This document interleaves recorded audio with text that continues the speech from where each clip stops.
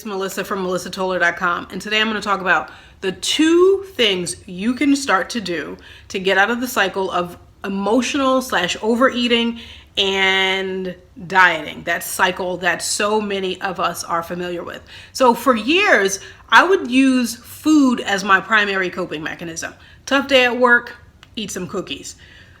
Argument with my significant other, order a pizza and eat the whole thing at home. The problem with that is it felt good in the moment, but the food didn't solve the problem. Once I finished gorging out on a medium cheese pizza, the problem was still there. I hadn't faced it.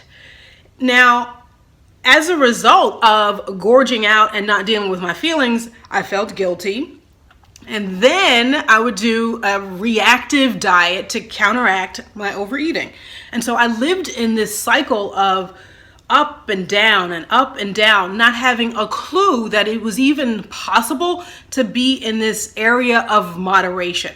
Didn't know how to get there, didn't know it was possible, but I wanted it so badly. And today I'm going to tell you the 2 things that have helped me and dozens of my clients get out of that cycle of up and downness.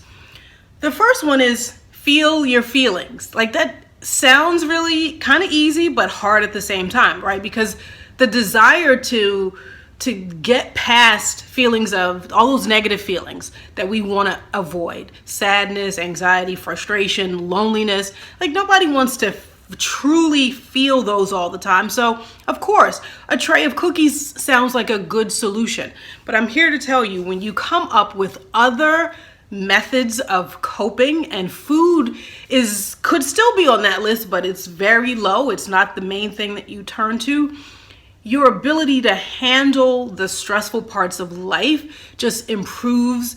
You have a better relationship with food.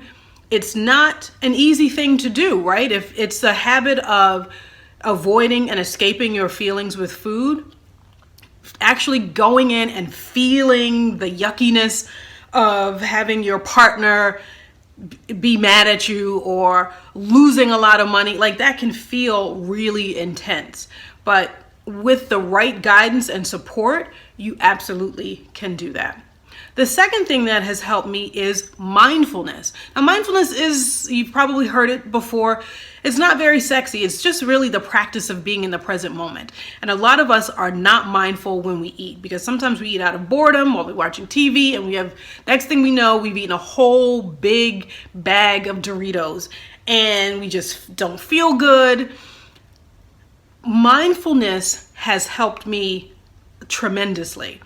And it allows me to, number one, hear what's happening in my head, but also be connected to my body and what my body wants to eat, how much, am I hungry or full? The practice of mindfulness, it is a practice. It takes time. And with the right guidance and support and information, you can absolutely make mindfulness a part of your life to help you get out of that cycle of emotional eating and then dieting to counteract it all. So if you need guidance and support and you want to know what it's like to live in this freedom, beautiful world of moderation, I invite you to a 90-minute body mindset intensive session with me. You and I will get on the phone and we'll talk about the one thing that you are struggling with and come up with a plan that you can start to implement in your life right away. Because you deserve to feel good about yourself. You deserve to have a great relationship with food, not this constant up and down and trying to use willpower to get out of it. Because you and I both know willpower does not work. So go to melissatoller.com and click on coaching programs and book your session with me. All right, I hope this was really helpful for you. Again, go to melissatoller.com for more information on coaching programs and how to improve your relationship with food and your body. All right, I will see you next time.